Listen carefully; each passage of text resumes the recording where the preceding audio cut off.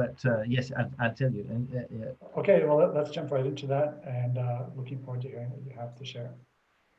yeah, thank you. Thanks, Joey, for the invitation. It was a surprise earlier this week, but luckily I was actually interested with the topic of language description and documentation very much. I mean, as a broad topic, that's what I do. Um, and also, well, this particular topic of music, working on music, and perhaps verbal art, poetry, or the artistic use of language is totally one of the um, topics that I care about, and that I'm always happy when I see some colleagues, uh, working on these questions. Uh, and sometimes I wish there were more of us. I mean, not everybody can do everything, and some do just phonology and others just do syntax. But perhaps one angle I'm often thinking of is that especially those of us who are working on endangered languages and endangered cultures. Now, I would say, if you want to do your research on subordination in German, why not? No problem.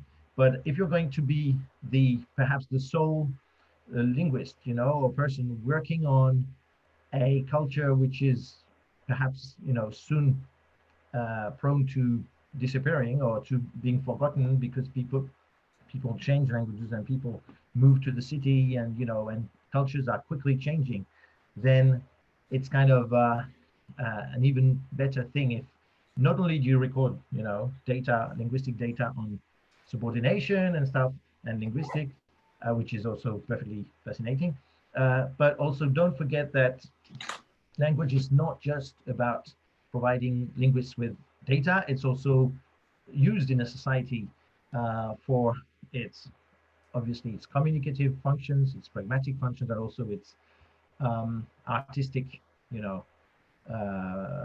value. Language in itself is often the vehicle of art, of verbal art, whether it's prose or poetry or music. So I'll let me find. I think it's this one. Yeah, let's do this. Um, I hope you guys will listen to Did you be able remember to to listen to click the the sound. share computer sound button? Do you know? Do you have a way to know if I've done that or Well, if you don't remember, they didn't do it. So maybe exit the share and go back to it. And after? bef Yeah, I have it. It's in French. Normally, inshallah, it works. Okay. Um, yes. So, can you see my screen? Hopefully, yep. So, hello again. Um, and so, yes, I'm at CNRS and ENS École Normale Supérieure, where I was a student earlier, and so now I'm working on. So I'm as Joey, explained a little bit. I do um, linguistic work and linguistic typology. Um, so when you do linguistic typology, there's a part of your work which is about comparing languages and which is theoretical enough and general enough to be applicable to lots of languages from virtually any language family.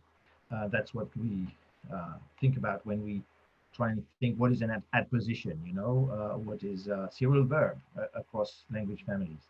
But it's also good to have some personal experience in the field. And my field is the Pacific, South Pacific, more precisely Melanesia, uh, which includes some field sites I've done in the Solomon Islands on Vanikoro, and then in Vanuatu. And I'm going to focus on Vanuatu today. Um, the art of song poetry in northern Vanuatu. Um, all right. So Joey was asking, and I'll be able to answer more questions. But in a nutshell, what am I doing today is linguistic typology and linguistic description with a focus on Vanuatu and the Solomon Islands. That's That's what I do currently. But initially, I mean, as a teenager, I was fascinated with languages in general, like perhaps many people in at SOAS. Um, Actually, my love for linguistics came from classical Greek, which I did as as a student, as when I studied classics, and I was fascinated with well, the beauty of the language, of the grammar, of but also the mythology, the oral literature. I mean, insofar as it was initially oral, that's a piece of the Iliad and Homer, the representation of Homer. So, of course, these works were brought down to us in written form. But it was, I think everybody agrees today, to see them as fruit of oral literature, oral traditions, uh, as just like there are many cultures of in Africa, in Western Africa, like the Fulani or the Wolof or the Mande cultures, who still, use uh, epics. They sing epics, um, and likewise, probably were the Odyssey and the Iliad were initially oral poetry. And all right, and so this was part of my uh, upbringing, if you want, or my discovery of uh, languages on the one hand. I mean, if you want to take a narrow perspective of the beauties of case marking in grammar, which is indeed fascinating, but also when you study classics, you can't. I mean, you can't escape from also reading literature and poetry and Homer and stuff. And so it was always in the back of my mind, even though many years later I would focus. I mean, I would start doing my PhD on an oceanic language which had nothing described. So I had to go through the phonology and consonant inventory and morphology and everything, which is can be complex. There was always somewhere something in the back of my mind that reminded me, you know, okay, yeah, it's the system as a structural system is indeed worth describing by linguists. But what about their songs, the people, the stories that people tell each other? Um, and I was lucky enough. It's maybe it's not the case in every part of the world where you do field work. I was lucky enough that actually I was in a place where people remembered 25 years ago, um, many stories, many myths, legends, um, but poems and so on. People would volunteer stories every day or every second day. I would even when I wanted to just write down names for plants or animals, they would say, "Why don't you want to hear the story of that plant?"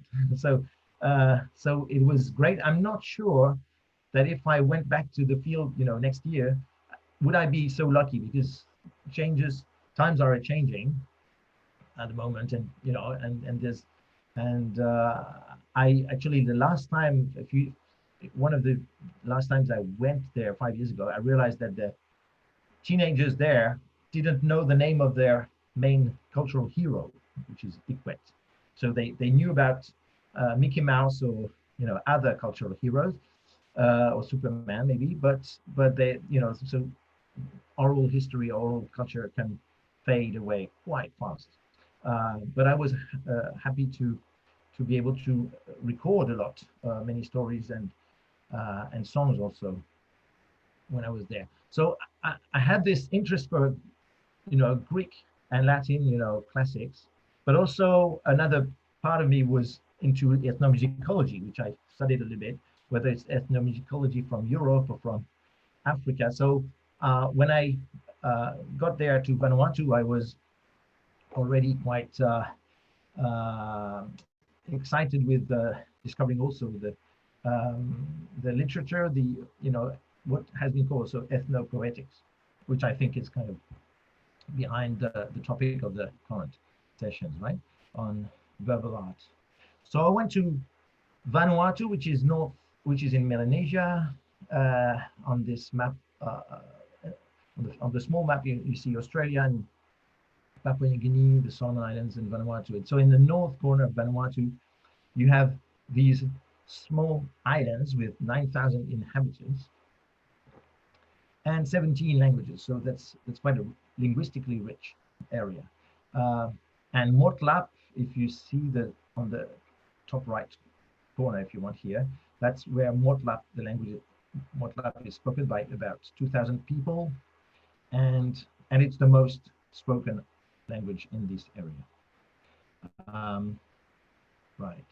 So today I'm going to talk about these languages. Although I do a work of comparing all the 17 languages, uh, I work mostly a lot on this island of Motalava about music. Uh, in 2004, I started a project uh, funded by French ANR about musicology in Vanuatu because I discovered very little had been done on um, on this part of the world. So it was called Rhythms for Dancing and Poems for Singing in Melanesia. And there were three of us. This is younger me, and I was so I'm based at CNRS ENS, and I also um, proposed to join me to two people, Monica Stern, who's an ethnomusicologist, who is in CNRS also in Marseille, and who had done a PhD on traditional music of Pentecost, which is one of the islands of Vanuatu. And then Eric Wittersheim is an anthropologist. He was based at Hawaii at some point, and then now he's in Paris. And we were complementary in our disciplines because you had one linguist, one ethnomusicologist, and an anthropologist, and also in the parts of Vanuatu we knew. So I was focused on the north mainly, working on the Torres and Banks Islands, which are the names of these islands. Monica had done her work mostly on the island of Pentecost, and then Eric had experience with mostly urban life in Port Vila and doing documentaries. All right, so we joined our forces and we spent some time together in the field recording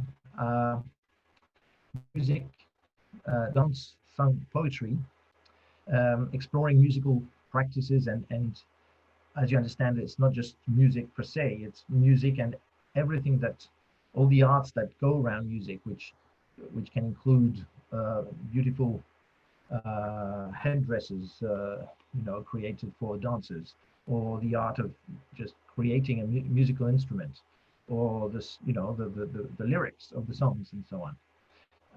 Or exploring also the ways that music is carried over from one generation to the other. And so after a few years, we went came by with this a documentary of which was called The Poet's Salary. So Eric created this documentary, which had a Bartok Award from the Société Française d'Ethnomusicologie. And the second main thing we did was publish this CD, which Joey maybe showed to you guys already, which is a CD of which you can hear some bits online, which was called Music of Vanuatu, Celebrations and Mysteries. And this also earned an award from the Académie du Disque. And so it's one of the very few publications of music on traditional music of Vanuatu, which is incredibly rich as a domain. So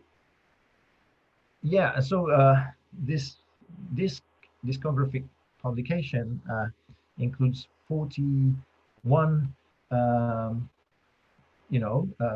songs, if you want, or pieces of various genres. So it can be just instruments or lullabies or dances and everything.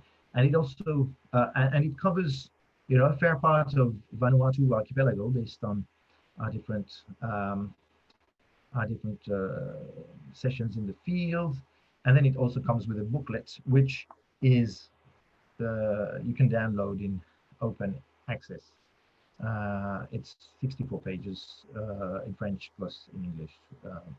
Okay, and of course in that book we put together a synthesis of all our observations, our thoughts, our I translated the poems I had recorded, and so on. So first, let's have a look, if you want, at the musical instruments we documented, um, and then we'll go towards the voice and the songs and the poems. So many musical instruments arise from the forests around us. So they several instruments can be made out of a leaf, like a leaf of a coconut tree, like this coconut leaf burora on one island, and a coconut leaf, a Jew's harp, as it would be called in our languages. So and you can make eerie sounds or interesting sounds with just a few leaves. Another example of an instrument which was actually quite rare is, I think it's the only chordophone, it's called in ethnomusicology. Chordophone is like a string instrument. The only string instrument in Vanuatu, a traditional of course, would be this musical bow, which uses the mouth as a resonator. And I'm going to play a short piece here. And it's only, and this musical bow, we only found one musical bow which could be played by just this only man in the island of Hiu, the northernmost island of Vanuatu. It's the only place of the 85 islands of Vanuatu. There's just this single man who had, who was still able today to play this instrument. Can you hear it?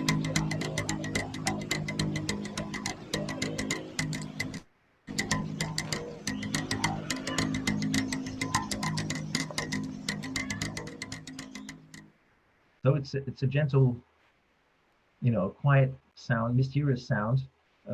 First time I heard it was dark, and I actually wondered what sort of sound instrument could make this little vibration like this. Oh, and okay, so that's the musical bow. Perhaps more common in Vanuatu are instruments made of bamboo. Bamboo, or sometimes in some islands that don't have bamboo, like the photo on the right, they would recreate sort of drum with wood, by carving wood, and it's a slit drum, and it's quite frequent. As you see, it can be played using one hand or two hands, or you can sit on the ground. You can play it in different ways, whether in women's dances or male dancers and so on. And of course, we recorded the names of these drums in each language. They can be quite diverse. And the smaller slit drum we just saw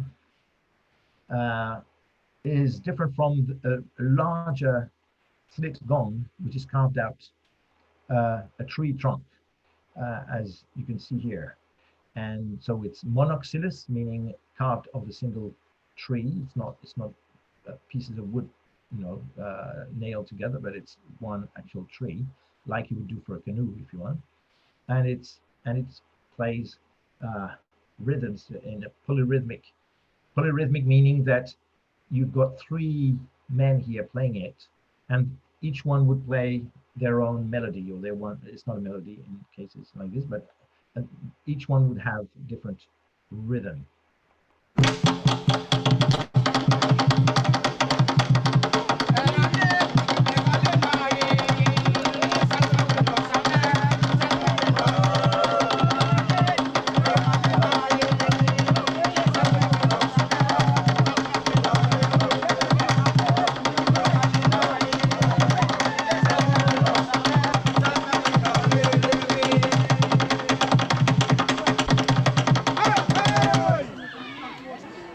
as you heard, you had these two lines of rhythms, plus of course the voices and the choirs of this song of the albatross, the bird. Um, and from another island further south, you would see if you went across Vanuatu, you would perhaps in each island you would find different versions of these large slit gongs, and perhaps used differently. So as in this photo taken in Pentecost, you see it's not lying on the ground. It's actually tilted, like it is now on the photo, and it's used in initiation rituals for men to become chiefs. And I love this photo, which I didn't take, but Monica took this photo on Pentecost. It's impressive. Um, so you would often have these drum ensembles in different islands of Vanuatu. An instrument which I observed all the time in the northern islands, but apparently it's found nowhere else in Vanuatu than those Banks and Torres Islands, is something which doesn't really have a name in musicology, but which I call percussion slab. Basically, is this this board, which usually is it's from the tree root, which is laid over a hole on the ground, and then hit with sticks, and it's very frequent in especially in dancing, for village dancers that would give you the bass rhythm.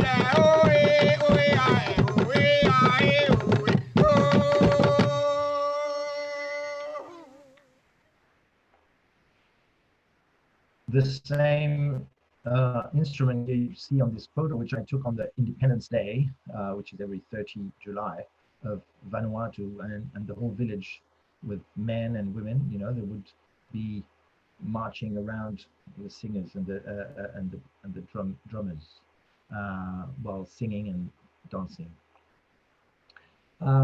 Okay, there's an even rarer instrument in the region, which is made of the sago tree. So this is a sago tree, the leaves of which are commonly used for thatching houses, for the thatch roof of houses. But the trunk, so in Papua New Guinea, I think there are some varieties whose trunk people actually eat, right? Eat the pith of that tree. People don't do that much in Vanuatu, except in one island where I tasted it. But apart from that, I saw one island, which is Motalava actually, that creates this drum, membrane drum out of a trunk of the sago tree. And then the same trunk, which is hollowed out, will be covered with pandanus leaves, the same pandanus leaves that make mats and mattresses would become the membrane drum here and then played. This membrane drum is called Natmatwo, which means the slamming of the spirits. So the spirits or the ghosts, they're sort of slamming and making this big noise. And it's mostly played with a particular genre. For some reason, this instrument is only sung with a certain genre of poems, which we'll hear at the end of the talk, which is Nauhatiti, which is actually my favorite kind of poem with dance, which we'll hear, which is also very poetic in its lyrics. Okay, another instrument would be the ankle rattles. which are usually worn by people on their ankles, as per its name. Actually, sometimes people hold them when playing it, and they would make this distinct, more treble or I don't know sound.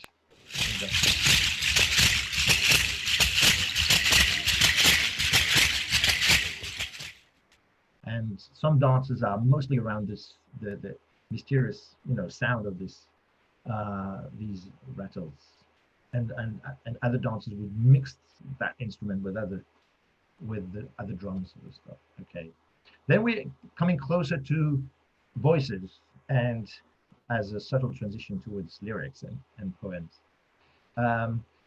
I didn't witness a particular genre that Monica documented from Pentecost and Central Islands of Vanuatu, which doesn't, this genre doesn't exist in the north, uh, where I work, and it's sort of a genre called sawaroro, which is used with no instruments, so you have zero drum, no bamboo, nothing, except the human body. So people would slap their hands, their thighs, uh, and sing a cappella, if you want. So it's a particular experience, and it's always collective and beautiful.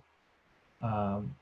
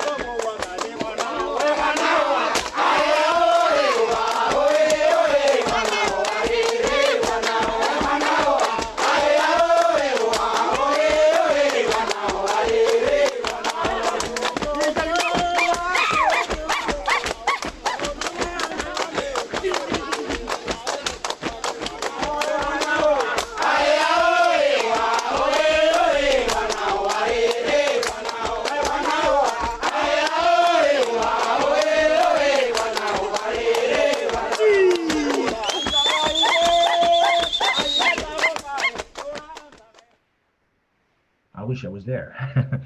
um, and then we get to okay, what about the songs, the lyrics, the poetry? So one first thing is every song is a poem, and every poem is a song. So you don't recite poem, you don't recite poetry, or in in Vanuatu. If it's poetic, then you have to sing it. But there's a few other things that are worth mentioning. So let's say, okay, there's prose and there's poetry. So storytelling in Vanuatu, where I went, is always in prose, which is in contrast with epics, for instance, the epics of Western Africa or ancient Greece, which would be stories, if you want, narratives, but in verse.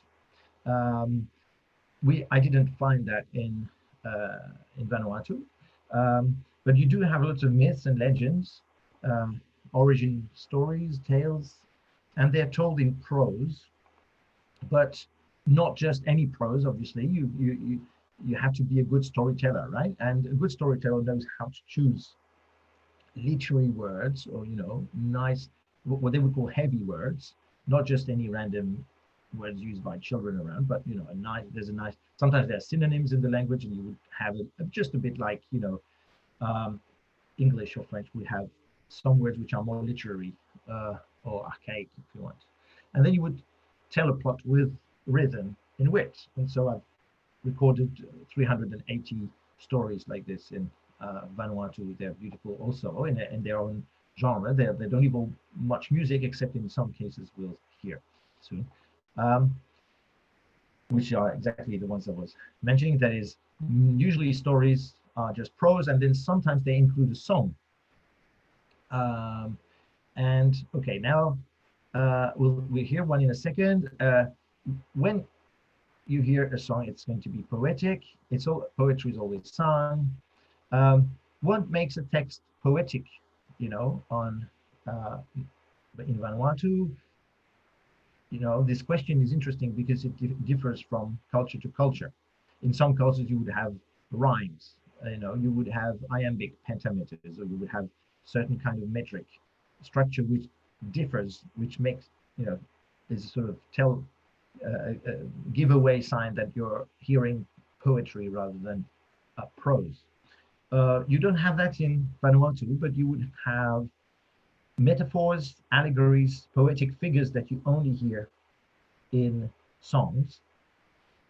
You have, as we'll hear soon, topics or thematic, universe, which is often a fantasy world of natural forces.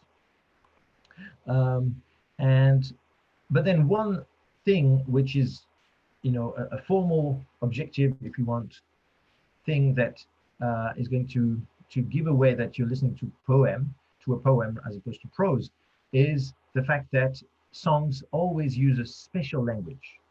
So it's a special language in the sense that people who speak the language, like children on this photo, they won't be able to understand the song because it's just in a different language. And sometimes it's called the song language. Uh, okay, so it's a special language or dialect for songs. Um, Similar observations have been made in Australia. So Aboriginal Australia of central desert cultures will also have songs in a language, sort of gibberish language, that the commoners, if you are the common speakers of the language, won't be able to understand because it's supposed to be the language of spirits. There is a linguistic gap between spoken and song languages. Younger people won't understand the lyrics, and they will spend sometimes months or years learning a whole song, even if it's opaque to them. Think of it a bit like some songs in Latin that people going to church may learn a song in Latin without really understanding all the lyrics. They just know that that's what it's supposed to sound like, and they will be able to sing the whole song in Latin, which doesn't mean they speak Latin or they can even read Latin. So I was quite surprised by the gap between spoken and song languages when I was there. This language is not reserved to initiates. In principle, anybody's welcome to learn. Usually, the older you get, the more songs you have learned in your life. It's almost a marker of being, cultured or erudite, that you know many songs and you are even able to understand what they mean. It's mostly a male activity in northern Vanuatu to be able to know songs and to learn their meaning. But elderly women often know many songs with a cheeky smile, because they say, I'm not supposed to know what this song means, but I know." And sometimes they would be actually excellent, excellent, informants to tell me what this mysterious song is supposed to mean. Yeah. In an island, so you've got like 2,000 people on this island, and only two or three individual people, individual poets, actually know the language. Many would be able to know a few verses, just like some Latin songs. You would be able to explain what it's about. But to be able to write a Latin song, would you be able to write a song in Latin? That's quite another kind of endeavor, and it's almost of this level of difficulty, apparently. So only two or three poets, essentially the three on the photo here, or mostly the two on the right, they are the actual poets of Motalava, who can know the language and are able to compose new songs. The language is not a language that was ever spoken. It's not like they still speak it, perhaps contrary to my Latin analogy. It's a special song dialect, and knowledge of the song is transmitted. It is considered a magic power, supernatural power, which is transmitted from master to disciple, exactly like magic or medicine, using magic leaves. So here's here's an example of a contrast between the sung language and the spoken language. So, Werut sang resendena, if I had to translate it in prose, using words from the current language, Werut would be Nakman, meaning man, nobleman. Sagres would be Haltoyeh. So, Sao, you see the S goes to H. I mean, some words are just archaic forms of themselves, and res is the ancestor of yeah, hence the Latin analogy that came to mind. Some words are really the archaic form, and others are just different, Werut and Nakman. And so here's, you can listen to it.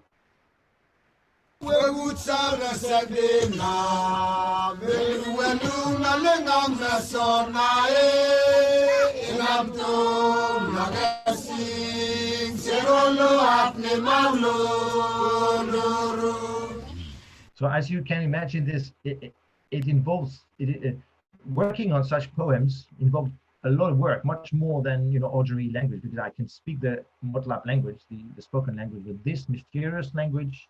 I had to be sure I was transcribing the sound correctly, because it's not a spoken language, and then I had to translate each word one after the other without having any anyone who would actually speak the language, and then sometimes you would have metaphors and other hidden meanings, which made it even a tougher challenge.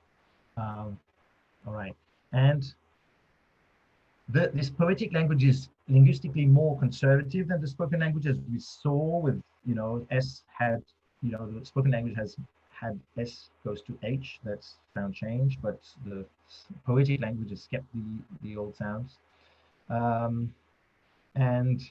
But it's not just an old language that has been preserved. It's also, I have some clues that show that it's not full linguistic creation.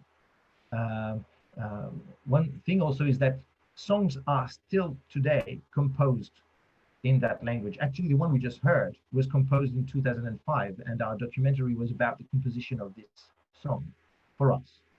And when they say, "Nobleman, you came from far away, from a remote island," that was actually us. that was actually a welcome song for us. So it's not just this, that it's a sort of song, like some old songs from Shakespeare that are still sung today with centuries of transmission. This one was brand new for us, and yet the language, the poetic language, will be called by different names in different islands, but typically language of the dead or language of the spirits. In Motalava, the founding hero is Ikwet, and so it would be often called the language of Ikwet, like you would say, I don't know, Hercules language, or I don't know, for referring to some very old language. And just the sound of this poetic language is enough to send you back to a mythical past. Whatever the sound, the meaning of the lyrics, just it's like hearing a song in Latin. Suddenly you're with Cicero, or with, I don't know, with Jesus, or with older times, just by hearing some Latin. It has this magic. And so people would say we got these words from our ancestors, even if it's a new song. And this is consistent with the typical setting of the poems about life in olden times or ancient chiefdoms. Okay, I'll skip on this slide, but essentially tells you that words can come from different islands and different languages. A bit like in Homer's Odyssey, you have a verse in Greek would actually mix like 4 different dialects in one verse. So it's sometimes represented as a vestige of mythical times when the whole archipelago spoke one and the same language. So there's this also sort of spatial magic about it, even though people now speak 17 languages. So if you think of the work involved in translating prose, like a story, translating from spoken Motlap to English, let's say, then it's okay. I mean, you've got the language used in a story, in a narrative, is going to be essentially common words. with their meaning and a bit of elaboration, and you just translate it, and it's okay. But translating poetry, as we just saw, will have a couple more hurdles. Um, One is the hurdle, the gap between the poetic language and the common language, which so few people in Vanuatu actually would be able to translate. So sometimes they have guesses, or they think, yeah, I know there's a language on the other islands that has a word that sounds the same, which means the ocean, but I'm not sure what it means in this song, and so on. Like if you knew Portuguese and you try to use it to understand this Latin song, it might help or not. And then the other thing is that the literary elaboration in songs will be major, so which increases the difficulty for everybody to translate these songs. The last thing is you want to sort of, even when writing English or French, you want to recreate the poetic experience. And this is even more, and a good example of this will be one of those stories which I mentioned earlier, which are in prose, but that will include a song, okay? And so the story will be in prose in Motlap, and the song in the poetic language. And if you want to render this in English, you're going to want to play with English too, right? Not just translate everything in prose. Um, and so let's listen to a minute of this story, The Prince Risen from the Dead.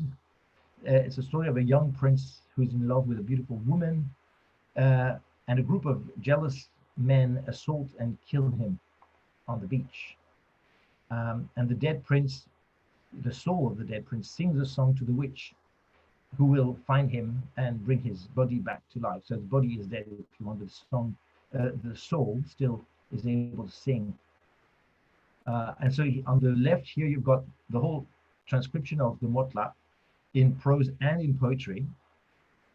And to show you, and the English on the right shows you, how it tries to render the contrast between the prose and the verse. And also, you're able to grasp the difference between the song language and the spoken language by the fact that the storyteller actually spends his time translating the verse to his audience, to the children who maybe don't know all the literary words. And here it goes. Tun mau tu kinahang man yung teka kin biten. Hoa e o e hoa e ive plus mati uvan dinai serseror timbi uvet nam wai tu kin hau yung tusukin yung te yang walakin wasir leng tamnu ikin vapso neleng mekin van mya net mal matikin leng tamram net meikin hileptu lera me so tam meikin hileptu ni selul me na lengik leng ren leng tamram leng tamnu ni selul me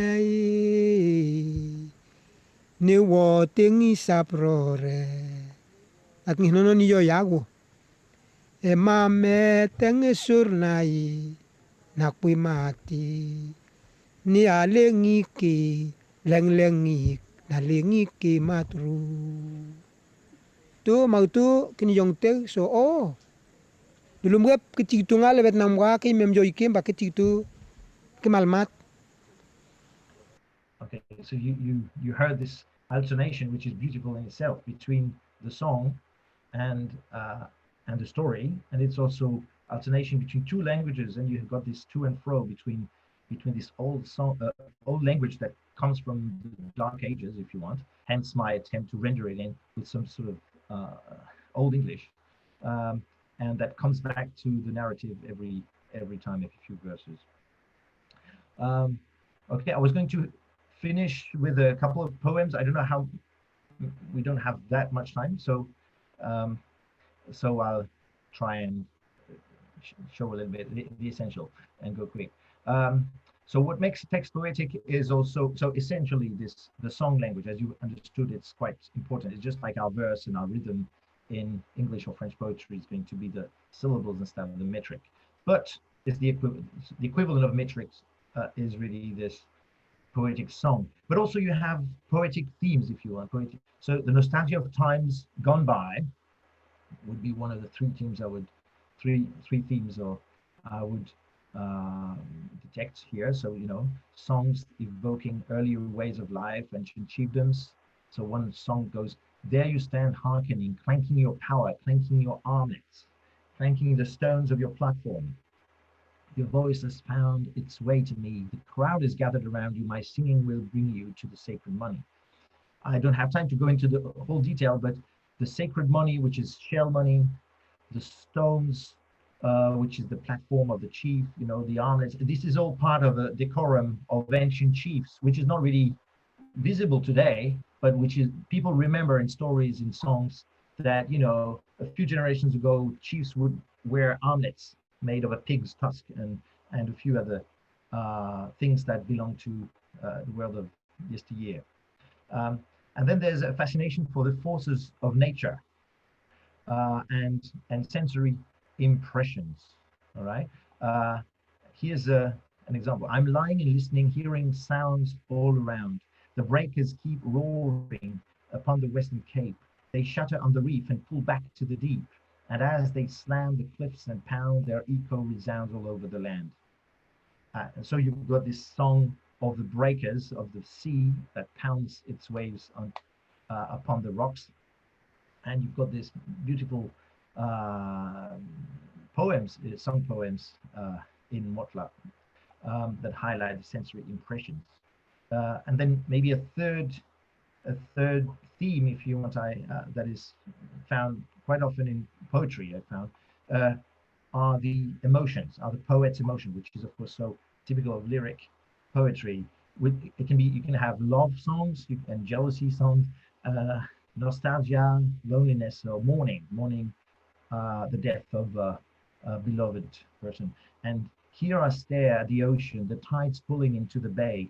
Mother, the sea lies between us. You will be remembered only through my singing. It's an elegy for a mother. And I'll finish with a couple of short poems, which are from that genre called Nauhatiti, which is, I would often compare to a haiku. If you know what a haiku is, it has very constrained, in Japanese poetry, constrained shape, number of syllables, and also quite often it's sort of a haiku will pay attention to just one sensation or a couple of sensations, like the moon in the sky of a summer night, or this a beam of sunlight in the morning, or something like this.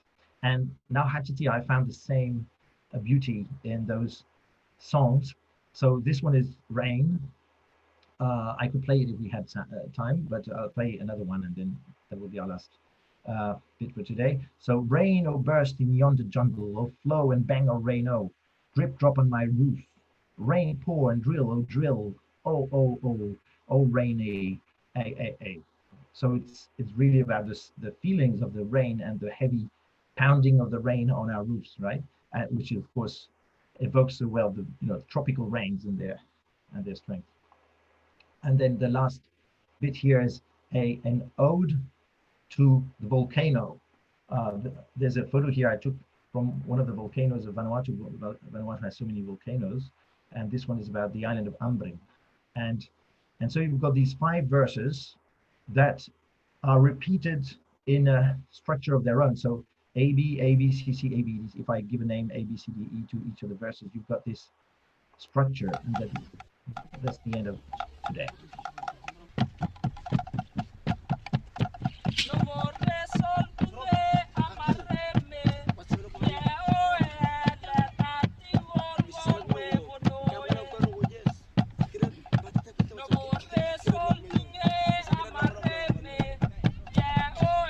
One singer at the moment is going to be a choir.